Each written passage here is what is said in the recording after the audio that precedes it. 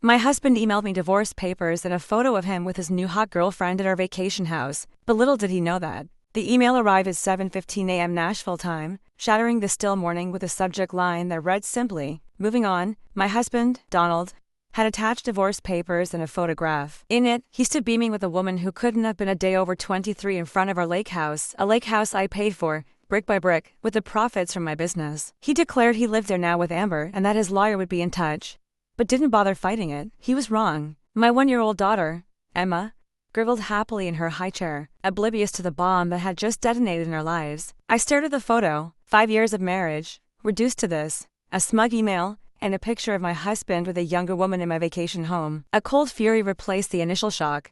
Donald had always underestimated me. He saw a supportive wife, not the shrewd businesswoman who built a thriving company from the ground up. He mistaken my focus on our family for naivete. He thought I'd crumble. I took a deep breath, my fingers trembling not from fear, but from the force building inside me. I calmly finished my coffee, then picked up my phone. I hovered over his contact, then blocked him. Next, I crafted a brief, deceptively calm email. "Are you sure about that? Better check the paperwork carefully." I sent it, blocked his email address, and turned back to Emma with a smile. He'd made several miscalculations, but the biggest was forgetting my knack for protecting my assets. I had seen the subtle shifts, the frequent business trips to the lake house, the hushed phone calls, the dismissive comments about my concerns. He claimed the trips were for a corporate merger, needing peace and quiet. He'd even let her parade around in my clothes and jewelry like some prize to be won. Back when we met 6 years ago, Donald treated my business like a cute hobby despite its success. He loved boasting about how he'd helped me build it into something real, conveniently ignoring the fact that the business had tripled in value since our wedding, thanks to my strategy and hard work. The lake house was my idea, my sanctuary, my escape. And while, against my better judgment, I'd agreed to put his name on the deed for tax purposes, I'd also ensured my lawyer had prepared documentation protecting my investment long ago. The most recent red flag had been last week, when Donald's phone had been glued to his hand, his excuses flimsy. He groaned defensive and when questioned, said I wouldn't understand the complexities of corporate finance. The irony? I've been secretly managing his investment portfolio for the past 3 years. Oh, I understood complexities all right. Picking up Emma, I inhaled her sweet baby scent. She had Donald's eyes, but the nascent steel in her gaze was all mine. Looking at her, my resolve solidified. This wasn't just about me, it was about protecting her future. I carried Emma to my home office and opened my laptop. Within minutes, I'd emailed my lawyer the airtight documentation proving my sole ownership of the lake house. Then, access the security camera feed I'd discreetly installed there months ago. Cameras Donald knew nothing about. They had recorded everything, every visit, every guest, every betrayal. Amber might be celebrating her victory at the lake house, but she was also starring in a video destined for my divorce proceedings. My phone buzzed, a text from Rachel, my assistant. "Julia, you need to see this." Attached was a link to Amber's Instagram profile. Scrolling back through months of posts, I saw dozens of photos of her with Donald, including some taken in our bedroom at the lake house, wearing my clothes, using my things. The latest post showed her flashing a massive diamond ring, my grandmother's ring, the one Donald had promised to give Emma on her 18th birthday. The game was on, and Donald, bless his heart, had no idea just how thoroughly he lost. A wave of nausea washed over me. This wasn't a recent fling. It had been going on since before Emma was even born. In one photo from 8 months ago, Amber was proudly holding up a key to the lake house with the caption "Home Sweet Home with my love." While I was up all night with our newborn, Donald had been playing house with a woman barely out of college. The dates on the photos lined up perfectly with his business trips. Every time he'd said he was working late,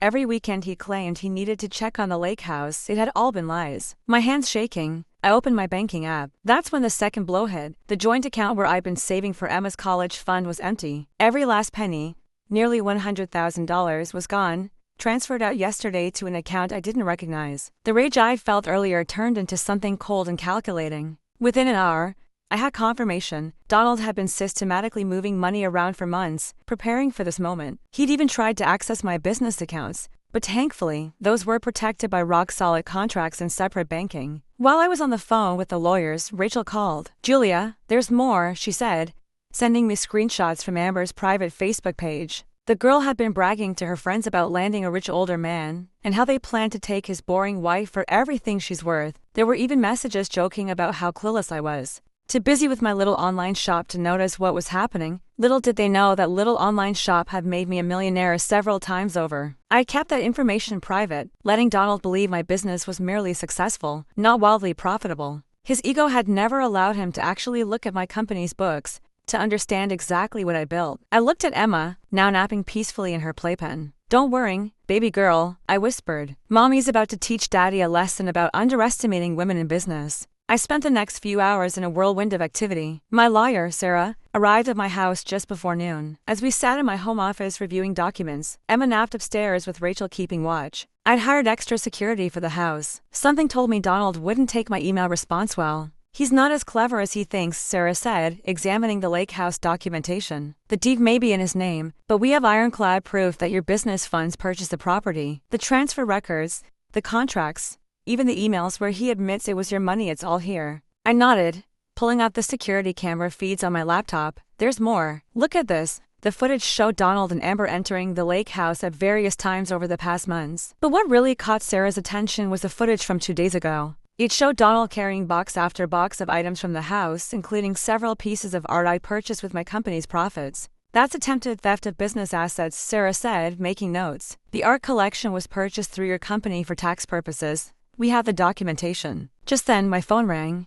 It was an unknown number. I put it on speaker. "You think you're so smart, don't you?" Donald's voice was sharp, angry. "Check your business email, Julia. My lawyers have been busy too." I opened my email and felt my stomach drop. Donald's lawyers had filed an emergency petition claiming my business had been built using his expertise and connections. They were demanding a full audit and temporary control of my company's accounts during the divorce. "You'd really try to take my company?" I asked, keeping my voice steady despite my racing heart. "The company I built, before I even met you?" "You built?" He laughed coldly. "Who do you think gave you all those corporate contacts? Who introduced you to the right people? Face it, Julia, you'd be nothing without me. Amber understands that. She knows how to be grateful." I muted the phone and turned to Sarah, who was already typing furiously on her laptop. She held up a finger.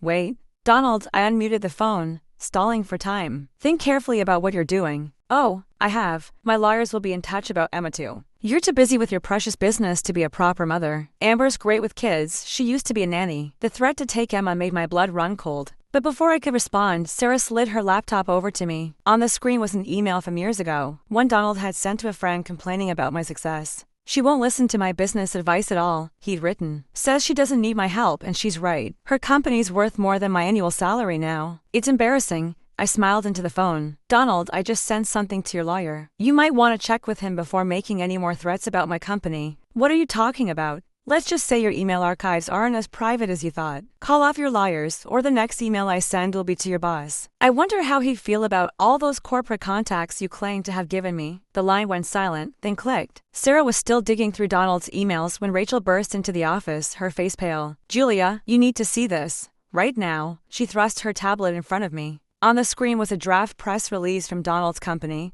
announcing his promotion to Chief Financial Officer, effective next month. Suddenly, everything clicked into place: the timing of his affair with Amber, the calculated moves with our accounts, the aggressive legal strategy. It wasn't just about leaving me. He was clearing the decks before his big promotion, trying to secure assets and minimize what he'd lose in the divorce. "There's more," Rachel said, swiping to another document. "Amber isn't just some random girlfriend. She's a CEO's niece." I felt like I'd been punched in the gut. Donald hadn't fallen in love with a younger woman. He'd orchestrated a relationship with the CEO's niece to secure his promotion. The lake house, the stolen money, even the threats about Emmett was all part of his plan to start his new life as CFO with his perfect, well-connected young wife. Sarah looked up from her laptop. "Julia, I found something else. The company merger Donald's been working on. It involves one of your biggest competitors. If he becomes CFO, he'll have access to information that could seriously damage your company." My hands clenched into fists. Donald wasn't just trying to hurt me personally. He was positioning himself to destroy everything I built. I thought about all those nights he'd spent in his home office, claiming to be working on merger documents. Had he been going through my business files instead? "Check my home network activity," I told Rachel. "Focus on any attempts to access my business servers." While Rachel worked, Sarah made another discovery. "Look at these emails between Donald and Amber from 6 months ago. They've been planning this for a long time." Amber had even written, "Once you're CFO, we can use insider information to push Julia's company out of the market. Uncle Robert says he'll help." I felt sick. How could they plot against me while I cared for our newborn? But their arrogance was their downfall. They left a trail of evidence that could sink not just Donald's promotion, but the CEO's reputation too. I found it, Rachel exclaimed. Multiple attempts to access your business servers from Donald's laptop. He didn't get through, but he tried. That's corporate espionage. I stood up, watching Emma play with her stuffed elephant. Donald thought he was clever, using Amber to secure his future. But he'd forgotten the most important lesson: never underestimate your opponent. Sarah, I said to my lawyer, draft an email to the board of directors. Include evidence of Donald's attempted corporate espionage and the CEO's involvement. Add the security footage of Donald stealing company assets from the lake house. What about Amber? Rachel asked. I smiled grimly. Oh, I think the board will be very interested in how their CEO used a family member to orchestrate corporate espionage. Just as we were about to send the email, my phone buzzed. It was an alert from the lake house security system. Donald was back, and he wasn't alone. Amber was with him, and so was her uncle, Robert, the CEO. They were carrying boxes into the house, more of my belongings, no doubt. Wait, I told Sarah, watching the live feed. Through the cameras, we could see them in the living room. The audio was crystal clear. They were celebrating, champagne glasses in hand. To the future CFO, Robert raised his glass. And to my beautiful niece, who helped make it all happen. Julia has no idea what's coming. Donald laughed. Tomorrow morning, the board announces my promotion. By afternoon, our legal team will have control of her company's accounts. Within a month, her business will be worthless. And the best part, Amber chimed in, she thinks the lake house is her biggest problem. Wait until she finds out about the offshore accounts. Offshore accounts, I froze. Rachel's fingers flew across the keyboard. Found them, she said, her face darkening. Donald's been funneling money from your joint accounts into offshore holdings for months, not just Emma's college fund. He's diverted nearly $300,000 offshore accounts. I froze. This was bigger than I thought. Donald hadn't just been planning to leave me. He'd been systematically stealing from our family for months. The lake house drama was just a distraction. Then, Robert said something that made my blood run cold. Once Julia's company tanks, our merger goes through smoothly. Her market share will be split between our subsidiaries, and that troublesome ethical business model of hers will be nothing but a memory. My company wasn't just successful, it was disrupting their entire industry with its commitment to sustainable practices and fair labor. This wasn't just about Donald's promotion or his affair. They wanted to destroy everything I built. Send the email,